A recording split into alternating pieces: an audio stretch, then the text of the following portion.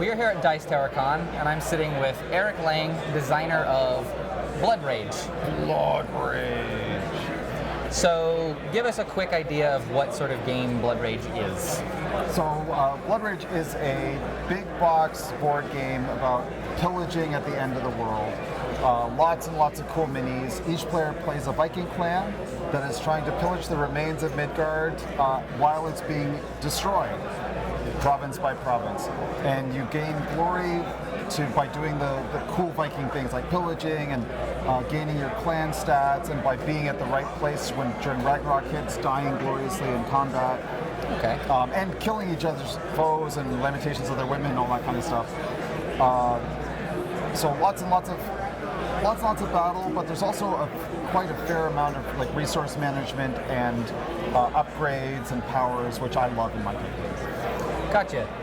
So give us an idea how like an actual round works, typical turn structure, anything like that. Yeah, sure. So every round, the game is done in 3 ages.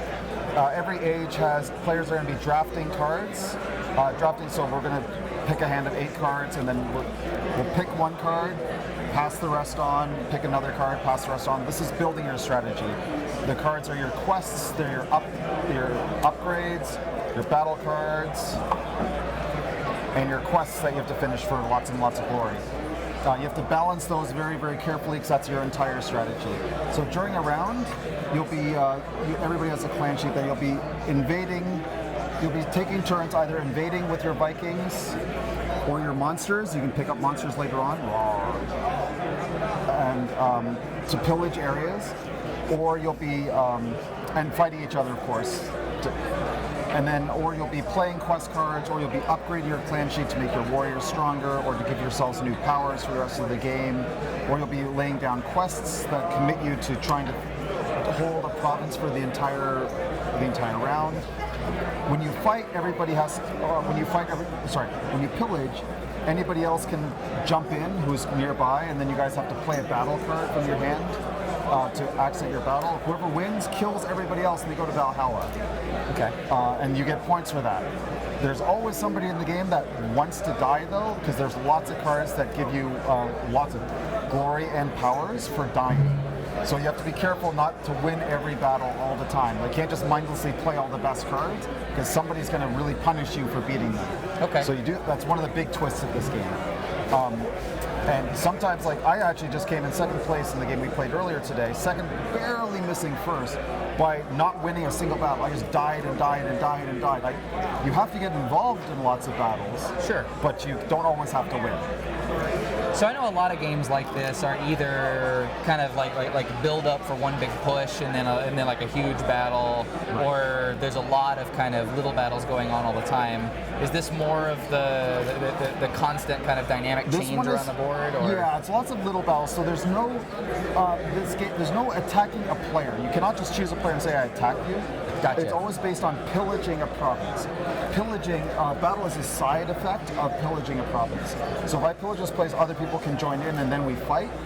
But, and if you don't, basically it's one of those things, if you miss too many battles, like if you're just sitting here by yourself doing nothing, like battles generate all the glory in the game. So if you just sit here by yourself and not do anything, then you're going to lose out on all the glory.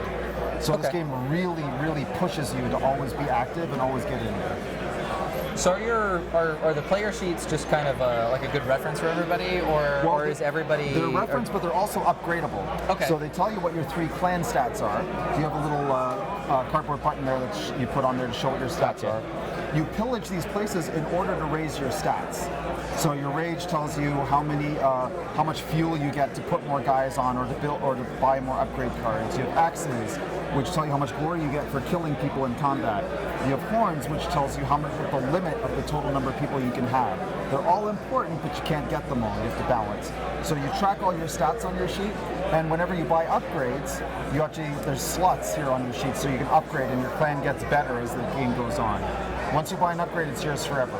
Right, so you get like Loki's Blessing, for example. If you lose a battle, you can bring another guy in right away, right? Or like Tyr's Domain, it lets you play quest cards as battle cards, right? Or Let me see, so I can find you a monster here.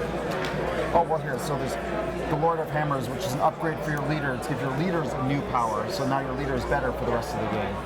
Right, you get the monster upgrade, the Sea Serpent, right, which is this guy. Roar. Right, it's a cool, big 3-strength guy that counts as a boat, which hangs out only in the side provinces.